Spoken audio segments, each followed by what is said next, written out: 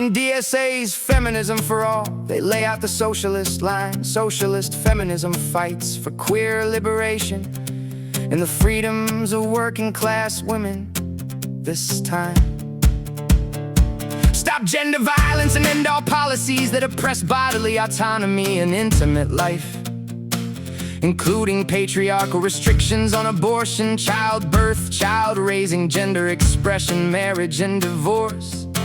Ban sex discrimination and ensure fair compensation and support for every form of labor, care work included, so the state can finally value what women do in private life. They call it liberation when the state rewrites the body, the family and the wage. But every mandate that claims to free you ends up deciding what freedom means on the page. Queer liberation and bodily autonomy sound like pure expansion on the sign, until the definitions harden into rules that ordinary women never got to design. Markets and contraception let working women enter the workforce in record numbers long before the socialist frame, while countries that tried full state feminism often traded one set of controls for another in the name of the same.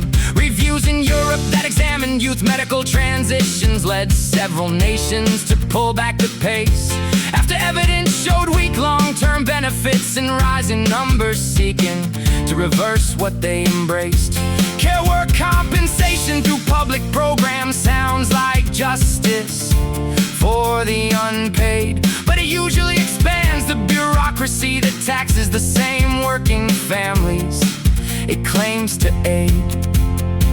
The incentive for the organizer is to keep expanding the list of what counts as oppression, so the state must intervene more, turning private choices about family, sex, and identity into political battles that never reach the floor. Both parties have pushed cultural shifts that pulled families apart or redefined the line, but the version that puts government in charge of pronouns, pregnancies, and paychecks tends to centralize the power every time. Real gains for working class women tracked rising wages, flexible jobs, and stable homes more than mandates from above, while policies that treat biological sex as optional or every disagreement as violence often leave the most vulnerable without the tools they once had to move. They call it liberation when the state rewrites the body, the family, and the wage.